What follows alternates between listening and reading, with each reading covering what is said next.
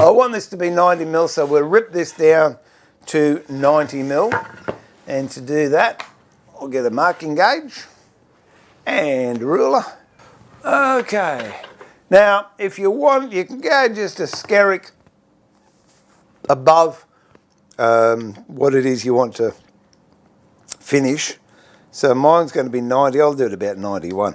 And then I can, it allows, no, I'll go 92. It allows for any error when I'm sawing, and also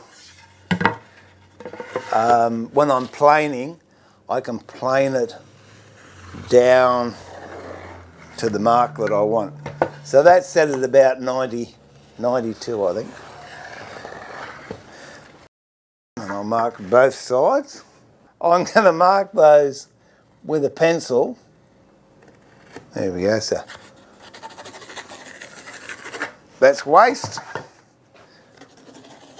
This is waste here. All right, I'm going to cut on the waste side of the line.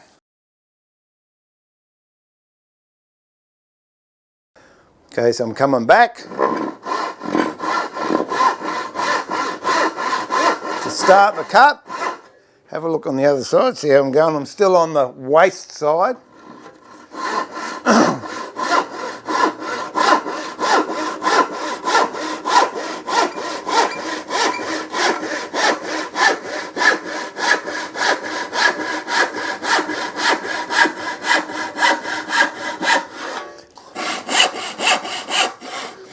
Try not to cut your bench.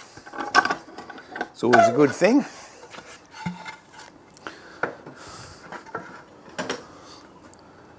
Okay.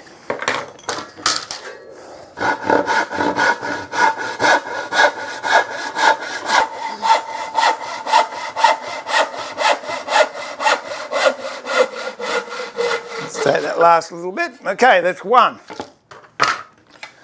And yep, that's 72, 92. I'll just cut this other one. And we'll be off and running. And when you're cutting, don't waste your energy just going, what's the point? You've got a 22-inch saw there, use it.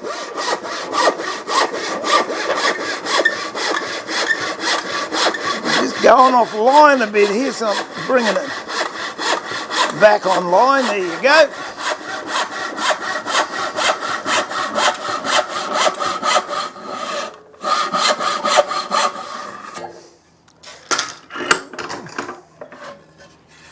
You can see there, when I started, I went offline and I brought it back online.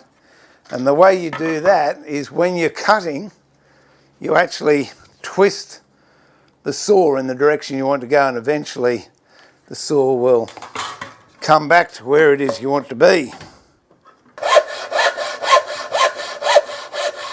Nearly there.